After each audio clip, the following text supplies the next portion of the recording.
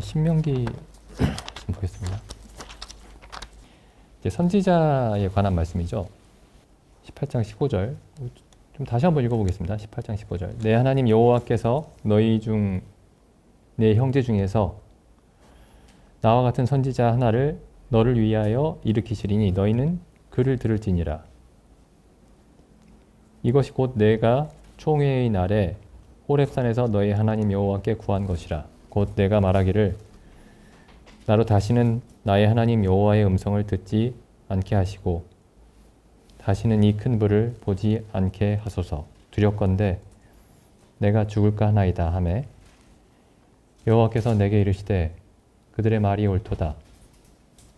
내가 그들의 형제 중에 너와 같은 선지자 하나를 그들을 위하여 일으키고 내 말을 그 입에 두리니 내가 그에게 명하는 것을 그가 무리에게 다 고하리라. 무릇 그가 내 이름으로 고하는 내 말을 듣지 아니하는 자는 내게 벌을 받을 것이요 내가 고하라고 명하지 아니한 말을 어떤 선지자가 만일 방자히 내 이름으로 고하든지 다른 신들의 이름으로 말하면 그 선지자는 죽임을 당하리라 하셨느니라. 내가 혹시 심중에 이르기를 그 말이 여호와의 이르신 말씀인지 우리가 어떻게 알리요 하리라. 만일 선지자가 있어서 여호와의 이름으로 말한 일에 증언도 없고 성취함도 없으면 이는 여호와의 말씀하신 것이 아니요 그 선지자가 방자히 한 말이니 너는 그를 두려워 말지니라. 이 선지자를 분별하는 게 굉장히 중요한 일입니다. 구약에서도 그렇고 신약에서도 마찬가지죠. 그 선지자가 하는 일이 하나님의 뜻을 전하는 일이기 때문에 이 선지자가 참 선지자인지 거짓 선지자인지를 분별하는 게 굉장히 중요합니다. 하나님의 말씀을 직접 받은 사람들이 선지자예요. 그러니까 그런 좁은 의미에 있어서 선지자는 오늘날에는 없습니다. 그러니까 어떤 사람이 내가 그런 의미에서 선지자다 이렇게 얘기하면 굉장히 조심해야죠. 조심해야 되는 게 아니고 그냥 그런 사람 얘기는 안 들어야 됩니다. 그런 선지자는 없습니다. 그런 선지자는. 왜냐하면 우리에게는 하나님의 뜻이 성경에 온전하게 충분하게 계시되어 있기 때문에 성경 외에 하나님의 뜻을 다른 뜻을 알 필요도 없고 그런 뜻은 있지도 않습니다.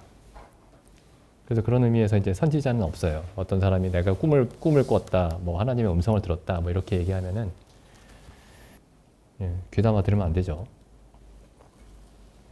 근데 이제 그 좀 넓은 의미에 있어서 선지자들이 있습니다. 성경을 가르치는 사람들이죠. 성경을 가르치는 사람들. 이제 그런 사람들을 이제 분별해야 됩니다. 이게 정말 선지자인지 참 선지자인지 거짓 선지자인지를 분별을 해야 되고 또 그 선지자가 하는 말이 다 맞는 말은 아닙니다. 성경에 보면은 그 하나님의 사람들이 잘못을 범할 때가 있어요. 그러니까 다 맞는 말은 아닙니다. 그러니까 먼저는 아예 처음부터 하나님의 선지자가 아닌 사람들이 있고 두 번째는 하나님의 선지자들 중에서도 말을 잘못하는 사람들이 있어요. 제가 정확하게 어딘지는 기억이 안 나는데 그 구약에 보면은 성도님 중에 기억나시는 분 있으시면 찾아주십시오. 그 하나님이 어떤 선지자를 보내셔가지고 어떤 왕에게 경고를 하라고 보내셨습니다. 그리고 경고를 하고 왔던 길로 돌아가지 말고 곧장 그곳을 떠나라고 말씀하셨는데 어떤 나이 많은 선지자가 그러니까 하나님의 선지자예요. 그 사람 참 선지자입니다. 하나님의 선지자가 우리 집에 와서 하루 쉬다가 가라 그랬어요. 그러면서 뭐라고 했냐면은 하나님의 뜻이다 이렇게 얘기를 했습니다. 그러니까 좋은 의도로 그렇게 한 거죠. 그러니까 참 하나님의 선지자를 만나서 이 나이 많은 선지자가 기뻤나 봅니다. 그래서 이제 그 동료 선지자를 대접하기 위해서 하나님의 뜻이야 하면서 이제 식사를 한 끼 대접하고 집에서 좀 쉬고 가게 하려고 그 선지자를 불렀습니다. 그런데 그 선지자는 이제 하나님께 묻지 않고 이게 하나님의 뜻이라고 하니까 다른 선지자가 그렇게 얘기를 하니까 그 선지자의 말을 듣고 그 집에 가서 쉬다가 알게 됐어요. 그게 하나님의 말씀이 아니라는 걸. 그래서 당신이 나를 속였다. 이렇게 얘기하면서 길을 떠나다가 사자에게 물려 죽습니다. 그러니까 이 경우에는 이 하나님의 뜻이니까 우리 집에서 쉬다 가라 라고 했던 선지자가 하나님의 선지자가 맞는데 잘못 말한 거죠. 열왕기상 13장에 있다고 합니다. 한번 나중에 읽어보십시오. 열왕기상 13장. 근데 지금 여기 신명기 18장에서 그 모세를 통해서 하나님이 경고하시는 내용은 뭐냐면은 거짓 선지자가 있다라는 거예요. 거짓 선지자가. 그래서 선지자를 분별하는 게 굉장히 중요합니다. 이게 왜 중요하냐면은 이스라엘 민족의 운명이 달려 있습니다. 운명이 기독교 용어가 아니라고 하는데 어쨌든 운명이 달려 있습니다. 그러니까 하나님이 보낸 선지자가 아닌 사람을 하나님의 선지자로 여겼다가는 하나님의 뜻과 상관없는 일들을 이스라엘 백성이 행할 수가 있죠. 그러니까 선지자가 굉장히 중요합니다. 이 구약에 보면 이제 기름 부음을 받아서 세우는 그 사람들이 있었죠. 세움을 받는 사람들이. 하나는 선지자고, 그다음 제사장이고, 마지막이 왕입니다. 그래서 이스라엘 역사를 보면은 이 세 직분이 나타나는 순서를 보시면은 제일 처음에 선지자가 먼저 나타납니다. 이스라엘에서. 모세가 선지자였죠. 다음으로 제사장이 나타나죠. 아론이 제사장이었습니다. 그리고 마지막으로 나타나는 게 왕의 직분이죠. 왕이 사울 왕이 최초의 왕이죠. 사울, 그 다음 다윗. 선지자와 제사장과 왕, 이 세 직분이 기름 부음을 받음으로써 임명이 됩니다. 그리고 이 기름 부음을 받은 자라는 말이 히브리어에서 메시아예요. 메시아가 기름 부음을 받은 자라는 뜻이고, 헬라어에서는 그리스도가 기름 부음을 받은 자라는 뜻입니다. 그래서 그리스도는 선지자이시면서 제사장이시면서 왕이시죠. 선지자와 제사장과 왕이십니다. 근데 선지자가 가장 먼저 나타나요. 선지자가 하나님의 뜻을 말하고 하나님의 뜻대로 제사장이라는 어떤 제도가 세워지고 하나님의 뜻대로 왕이 세워진 겁니다. 그러니까 선지자가 가장 뿌리죠. 그래서 선지자를 분별을 잘 해야 됩니다. 분별하는 게 쉬우면 그렇게 성경에서 선지자를 분별하는 것에 대해서 여러 곳에서 경계하고 있을 이유가 없죠. 일단 마태복음에도 가보시면 이제 예수님이 똑같이 경계를 하십니다. 마태복음에 보시면 마태복음 7장 15절 보시죠. 거짓 선지자들을 조심해라. 삼가라가 조심하란 말이죠. 거짓 선지자들을 조심하라. 양의 옷을 입고 너희에게 나아오나 속에는 노략질을 하는 일이라. 그럼 거짓 선지자들을 조심해야 되는데 그럼 어떻게 이 거짓 선지자들을 분별할 수 있느냐? 양의 옷을 입고 있다고 되어 있어요. 그러니까 겉으로 봤을 때는 그냥 성도들과 같습니다. 양의 옷을 입고 있다 이렇게 되어 있으니까요. 근데 속에는 노략질하는 일이라 이렇게 되어 있죠.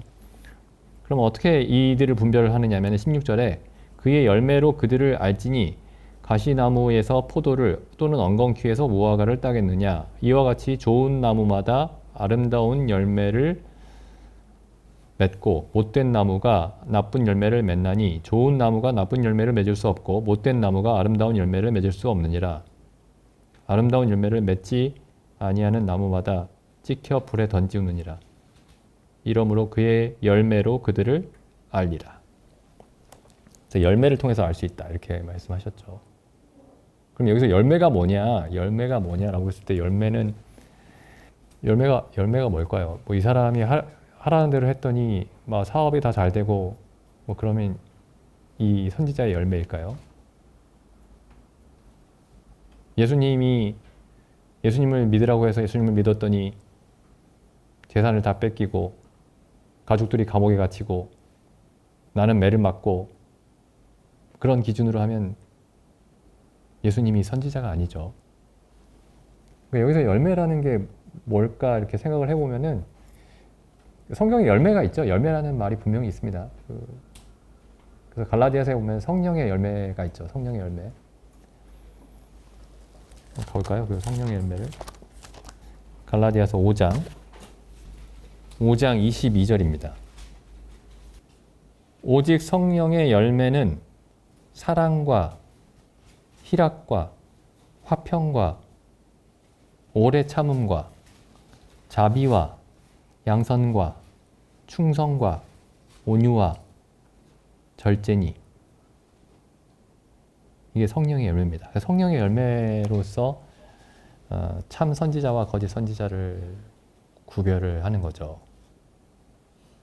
좋은 열매는 여기 22절까지 3절에 나와 있고, 그럼 나쁜 열매, 아까 예수님이 말씀하신 나쁜 열매는 뭐냐면은 19절에 육체의 일은 현저하니, 현저하다는 말이 분명하다는 뜻입니다. 분명히 나타난다. 육체의 일은 분명하니 곧 음행과, 가장 처음에 나타나는 게 음행입니다. 더러운 것과 호색과 그다음 우상 숭배와 술수와, 그러니까 정직하지 못하게 뭔가 수를 쓰는 거죠.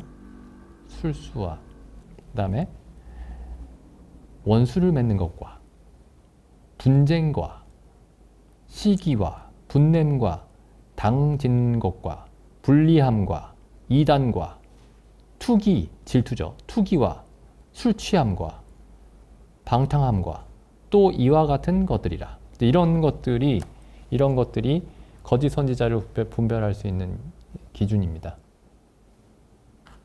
이거 하나하나 살펴봐야 되겠지만은, 또 이 말씀들도 사실 그렇게 단편적으로 이해하면 또 안 되는 말씀들이기도 해요. 예를 들면 이런 겁니다. 20절에 분냄과, 예수님이 분을 내셨죠. 예수님이 거짓 선지자이냐? 그렇지 않죠. 그 다음에 불리함과, 예수님이 가는 곳마다 분리가 일어났습니다. 예수님이 거짓 선지자냐? 그렇지 않죠. 그 다음에 그것도 열매에 관한 말씀이 요한복음에 우리가 잘 알고 있는 말씀, 요한복음 15장에 있죠. 요한복음 15장에 예수님이 포도나무이시고 우리가 가지이고, 그래서 우리가 열매를 맺는다 이렇게 돼 있죠. 이 열매가 구체적으로 뭐냐? 그럼 아까 그 갈라디아서 말씀을 생각해 보면 됩니다. 갈라디아서 말씀, 그 성령의 열매가 이 열매죠. 근데 열매인데 여기 예수님이 포도나무이시고 우리가 가지라고 했으니까 이 열매는 그리스도의 열매겠죠. 그러니까 그리스도를 닮은 열매들입니다. 그리스도를 닮은 열매들. 그러니까 그리스도와 같이 생각을 하고 그리스도께서 추구하시던 것을 추구하고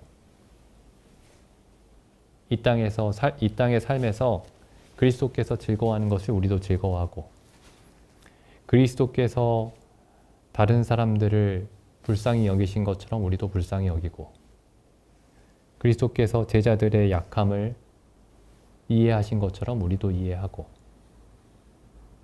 그러니까 이 포도나무가 그리스도이니까 그 가지에서 열리는 열매는 그리스도를 나타내야 되겠죠. 이제 이런 성경에 여러 열매에 관한 말씀들이 있는데, 이 말씀들을 좀 생각을 해보면은 그 거짓 선지자를 분별하는 기준을 이제 알 수가 있습니다.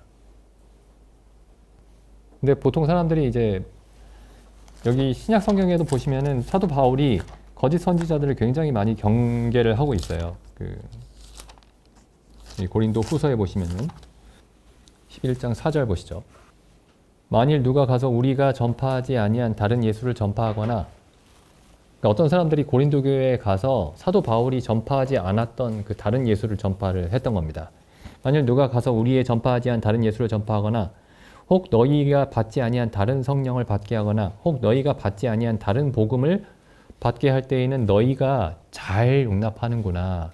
고린도 교회의 성도들이 다른 거짓 선지자들의 가르침을 굉장히 잘 받아들였습니다.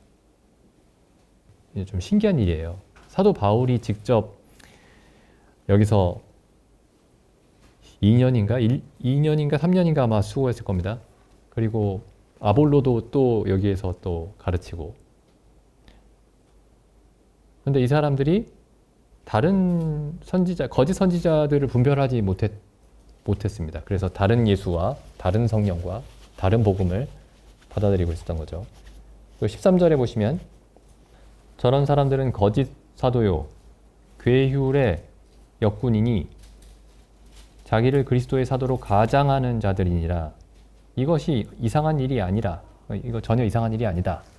사단도 자기를 빛의 천사로 가장하나니 그러므로 사단의 일꾼들도 자기를 의의 일꾼으로 가장하는 것이 또한 큰 일이 아니라 저희의 결국은 그 행위대로 되리라.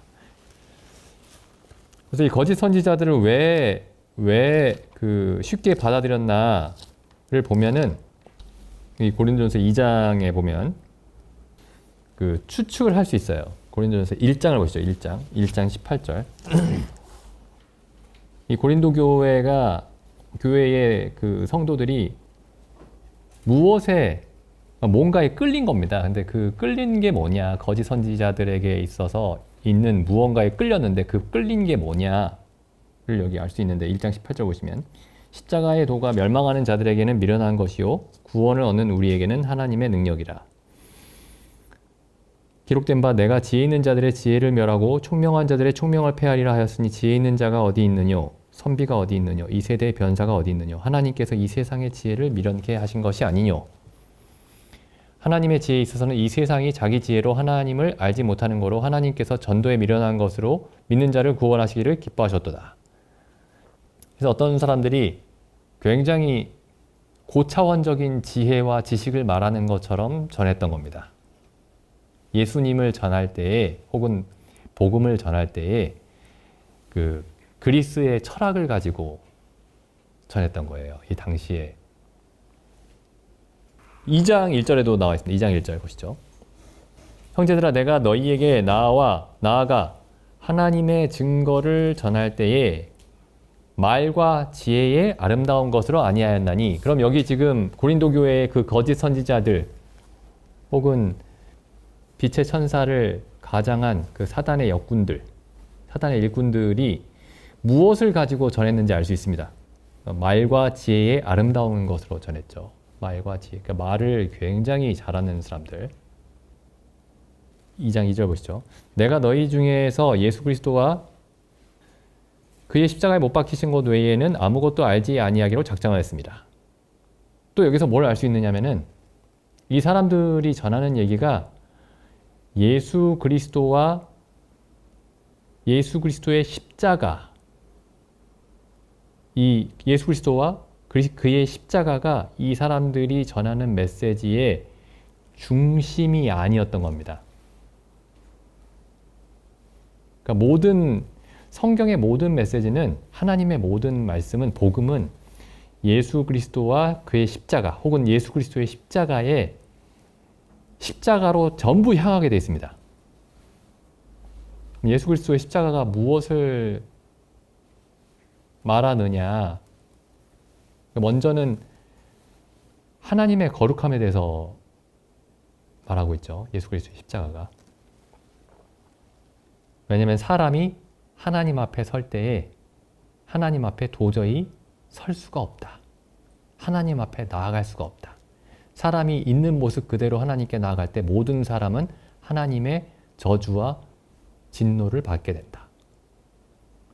사람에게는 하나님의 요구에 합당한 의로움과 선함이 전혀 없다. 이걸 얘기하는 게 십자가죠. 그리스도의 십자가. 사람이 기분 좋을 만한 메시지가 전혀 아닙니다. 오히려 정반대의 메시지죠. 사람에게는 아무런 선한 지혜와 아무런 선한 능력이 없다 라는 걸 얘기하는 게 그리스도와 그의 십자가입니다. 사도 바울은 계속 이 얘기만 한 거예요. 근데 거짓 선지자들이 와서 하는 얘기는 사람도 뭔가를 하면 하나님을 기쁘시게 할 수 있다. 예를 들어 할례를 받으면 하나님을 기쁘시게 할 수 있다. 혹은 사람이 자기 지혜로 하나님을 알 수 있다.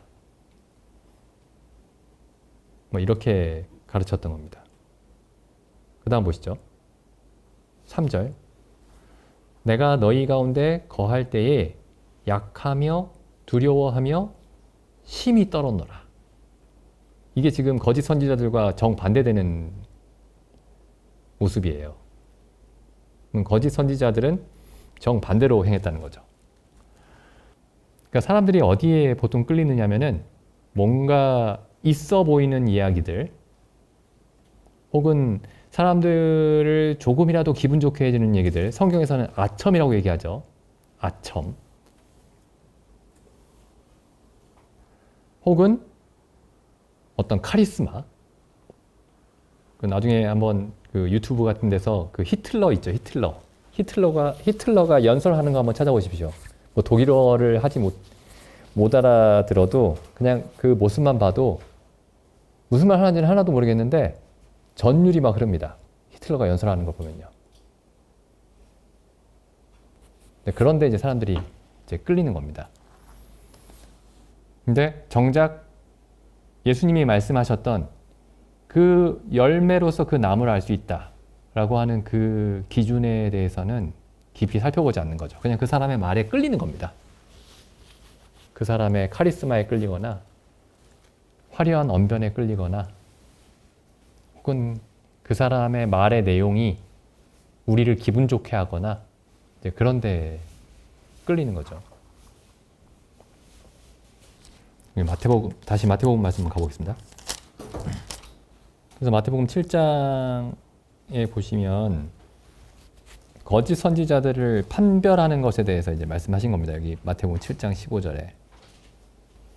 20절에 보시면은 이러므로 그의 열매로 그들을 알리라. 이렇게 말씀하시죠. 그의 열매로 그들을 판단하라. 근데 바로 앞에 보시면은 7장 1절에 비판을 받지 아니하려거든 비판하지 말라. 이렇게 또 말씀하셨어요. 7장 1절에서는 비판하지 말라. 이렇게 말씀하셨습니다. 7장 15절 이하에서는 정확하게 비판해라. 이렇게 말씀하셨습니다. 이걸 어떻게 이해해야 될까요? 비판하지 말라. 비판해라. 예수님은 분명히 비판하지 말라고 말씀하셨죠, 여기. 7장 1절 다시 보시면 비판을 받지 아니하려거든 비판하지 말라. 너희의 비판하는 그 비판으로 너희가 비판을 받을 것이요. 너희의 헤아리는 그 헤아림으로 너희가 헤아림을 받을 것이니라. 어찌하여 형제의 눈 속에 있는 티는 보고 내 눈 속에 있는 들보는 깨닫지 못하느냐.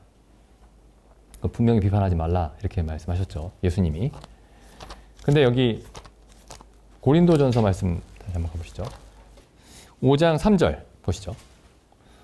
사도 바울이 지금 고린도 교회에서 일어난 어떤 범죄에 대해서 하는 말이죠. 5장 3절. 내가 실로 몸으로는 떠나 있으나 영으로는 함께 있어서 거기 있는 것 같이 이 일 행한 자를 이미 판단하였노라. 예수님이 판단하지 말라고 했는데 예수님의 말씀에 정면으로 그 반대되는 얘기를 하고 있죠. 내가 판단했다. 그 다음 보시죠. 그 다음에 사도 바울이 자기가 판단했을 뿐만 아니라 이 고린도 교회 성도들에게도 판단해야 된다고 얘기를 합니다. 여기 5장 12절. 외인들을 판단하는 데는 내게 무슨 상관이 있으리요마는, 그러니까 이방인들, 그리스도인이 아닌 사람들을 판단하는 게 우리하고 무슨 상관이 있냐. 그리스도인 아닌 사람들을 우리가 판단할 필요는 없다. 그렇지만 교회 안에 있는 사람들이야 너희가 왜 판단하지 않느냐. 교회 안에 있는 사람들을 판단해라. 또 이렇게 말씀하시죠. 예수님이 분명히 판단하지 말라고 하셨는데 사도 바울은 판단하라고 명령하고 있습니다. 그 다음에 6장 2절에도 보면 이런 말씀이 있죠. 성도가 세상을 판단할 것을 너희가 알지 못하느냐. 세상도 너희에게 판단을 받겠거든 지극히 작은 일을 판단하기를 감당치 못하겠느냐. 이 지극히 작은 일 하나 판단하지 못하느냐. 또 이렇게 말씀하세요. 판단을 하라고 계속 말씀하시는 겁니다. 판단을 할 줄 알아야 된다라고 말씀하시는 거예요. 근데 예수님은 앞에서 판단하지 말라 이렇게 말씀하셨거든요. 그럼 사도 바울이 예수님과 모순되는 얘기를 했을 리가 없고, 그러면 어떤 일들은 판단을 해야 되고 반대로 어떤 일들은 절대로 판단하면 안 됩니다. 결론을 그렇게 내려야 되겠죠. 그럼 어떤 일들을 판단해야 되느냐 하면 여기 고린도전서 5장에 있는 것처럼 명백한 범죄가 있습니다. 판단해야 됩니다. 그건 범죄라고 판단해야 되고 교회에서 징계해야 됩니다. 11절에 나와 있죠. 이제 내가 너희에게 쓴 것은 만일 어떤 형제라고 하는 사람이, 어떤 성도라 하는 사람이 음행하거나 탐람하거나 우상숭배를 하거나 후욕하거나 술 취하거나 토색하거든 이런 사람들은 사귀지도 말고 그런 자와는 함께 먹지도 말라. 이게 함께 만나서 식사하지 말라. 그럼 단순히 그런 뜻이 아니고 떡과 잔을 먹지 말라는 뜻이죠.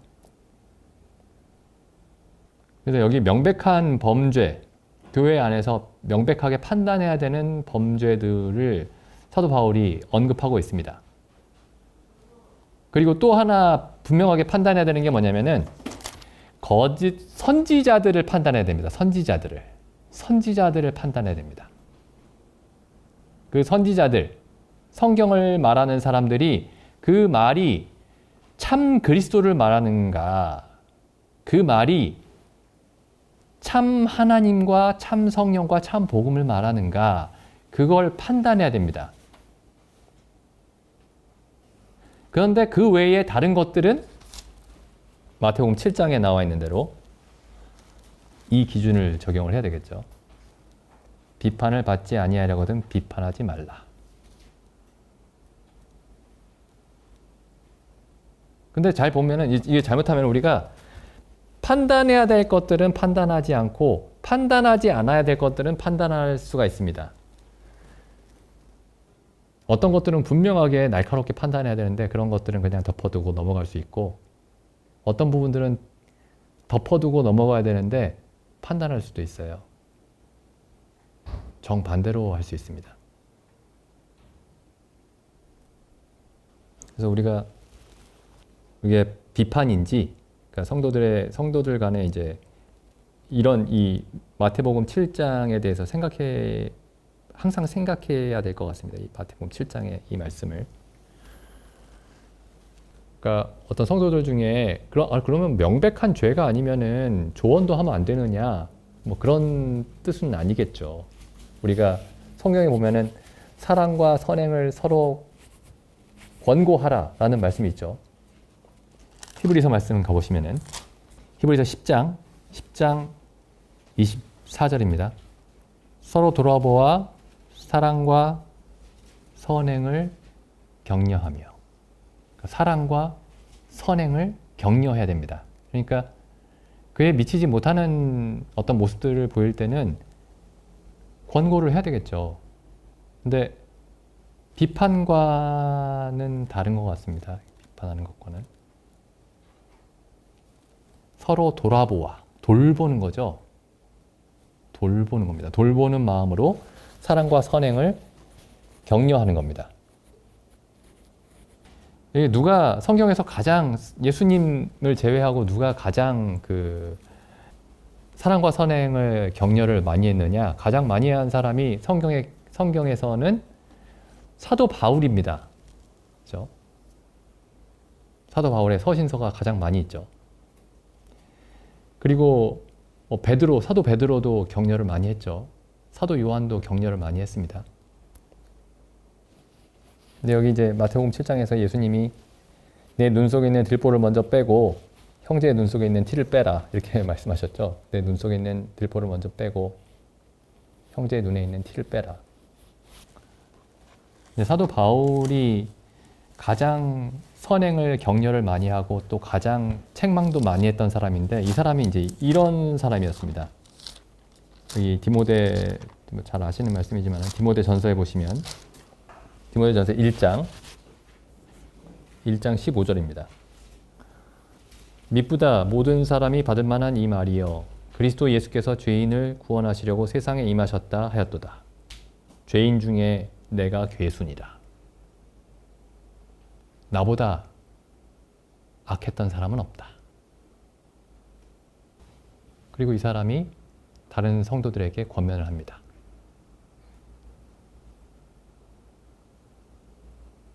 우리가 보통 세상에서는 권면이 이런 거죠. 나보다 나은 사람이 내게 권면을 해야 됩니다. 나보다 뭔가 잘하는 사람이. 근데 사도 바울은 권면할 때 항상 이 말씀이, 이 사실이 자기 마음속에 있었습니다. 내가 죄인 중에 괴수다. 그래서 빌립보서에서도 이런 말씀을 하고 있죠. 빌립보서에서도 빌립보서 2장에 보면은 2장 1절 보시죠. 그러므로 그리스도 안에 무슨 권면이나 사랑의 무슨 위로나 성령의 무슨 교제나 긍휼이나 자비가 있거든 마음을 같이하여 같은 사랑을 가지고 뜻을 합하여 한 마음을 품어 아무 일에든지 다툼이나 허영으로 하지 말고 오직 겸손한 마음으로 각각 자기보다 남을 낮게 여기고. 그러니까 권면할 때 여기 처음에 권면이라는 말이 나오죠. 그러므로 그리스도 안에 무슨 권면이 있거나 사랑에 무슨 위로가 있거나 무슨 교제가 있거나 할 때에는 각각 자기보다 남을 낮게 여기고. 내가 어떻게 주제넘게 나보다 나은 사람에게 권면을 할 수 있을까요? 사도 바울은 자기가 죄인 중에 괴수라고 하면서 권면을 했습니다. 그러니까 자기가 아직도 죄 용서를 받지 못해서 괴롭다 그런 뜻이 아니고 자기가 거듭나기 전에 했던 그 일들에 대해서 그 이후에도 나 그건 내가 거듭나기 전에 했었던 일이니까 나랑 아무 상관없는 일이야. 나는 지금 그 이후에는 얼마나 내가 훌륭한 그리스도인인데 내가 다 권면할 자격이 충분히 있어. 이렇게 권면을 했던 게 아니고 나는 죄인 중에 괴수다. 시제도 보면은 현재를 쓰고 있습니다. 내가 죄인 중에 괴수였느니라 이렇게 말하지 않고 내가 죄인 중에 괴수다. 내가 괴수였다. 이게 지금 이 말씀 때문에 사람들이 거듭나도 죄인이다 뭐 이렇게 얘기하는 사람들이 있는데 이거 문맥을 보면은 자기가 거듭나기 전에 했던 일들에 대해서 얘기를 하면서 하는 말이죠. 다시 한번 보시죠. 디모데전서 1장 15절에 보면은 죄인 중에 내가 괴수였느니라 이렇게 되어 있지 않아요. 뭐 다른 번역을 찾아봐도 마찬가지입니다. 뭐 영어를 찾아보든 뭐 헬라어를 찾아보든 마찬가지예요. 똑같습니다. 내가 죄인 중에 그러니까 지금이에요. 지금. 그러니까 지금 내가 죄인이다 이런 뜻은 아닙니다.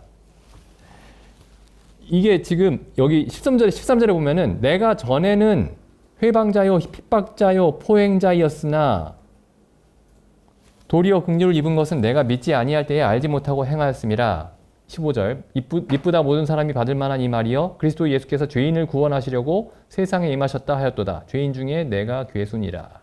원래는 죄인 중에 내가 괴수였느니라 해야 맞죠. 문맥도 맞고 아주 논리상으로도 맞습니다. 그런데 현재형을 쓰고 있어요.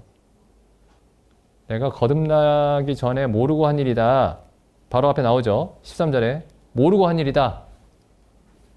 그러니까 나랑 상관없다. 그렇게 느끼고 있지 않습니다.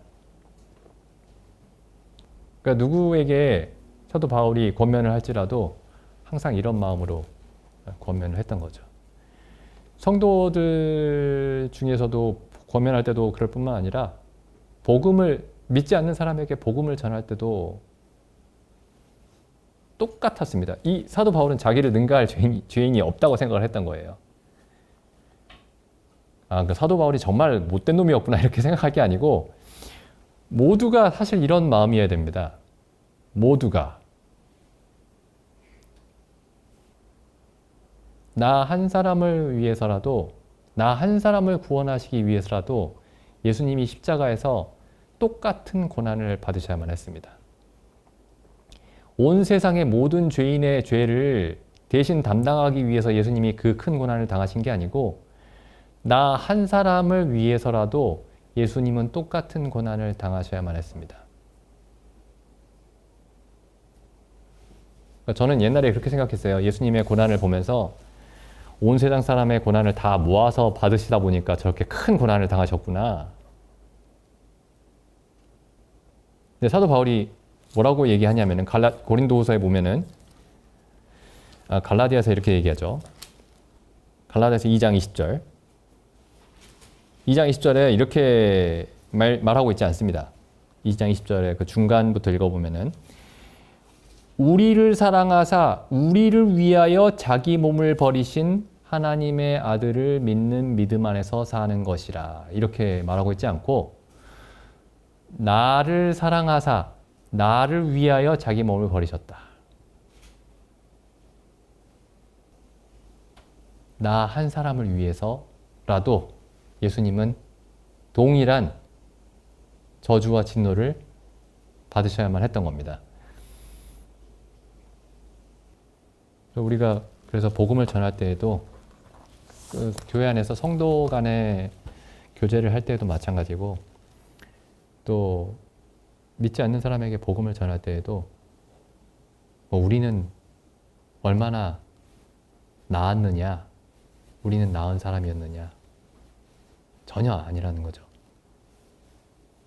우리가 뭐 뉴스에 오르내리는 흉악범들과 같은 그런 일을 범하지 않았던 것은 우리가 나은 사람이었기 때문이 아니고 하나님이 우리가 거듭나기 전에도 우리를 은혜로서 지켜주셨기 때문이지 하나님의 은혜가 없었으면은 그 이상이었을 수도 있습니다. 충분히. 그러니까 저도 그렇기는 합니다만은 뉴스를 보면서 막 너무 말도 안 되는 사람들 얘기가 나오면은 야, 이런 나쁜 놈들을 봤나 그런 말이 나오지만은 하나님이 은혜로 우리를 계속해서 지켜주지 않으셨으면 우리가 거듭나기 전에라도 하나님이 계속 지켜주지 않으셨더라면은 똑같습니다. 우리는 내가 성품이 그냥 남들보다 괜찮아가지고 그렇게 나쁜 길에 접어들지 않았다라고 생각할 수 있겠지만 하나님이 은혜로 지켜주신 겁니다. 그러니까 우리가 교회에서 서로 권면할 때 혹은 다른 사람들에게 복음을 전할 때에 내가 죄인 중에 괴수였구나. 값없이 의롭다함을 얻은 사람이었구나. 이렇게 생각하면서 복음을 전하고 서로 권면했으면 좋겠습니다. 기도드리는 시간 갖겠습니다.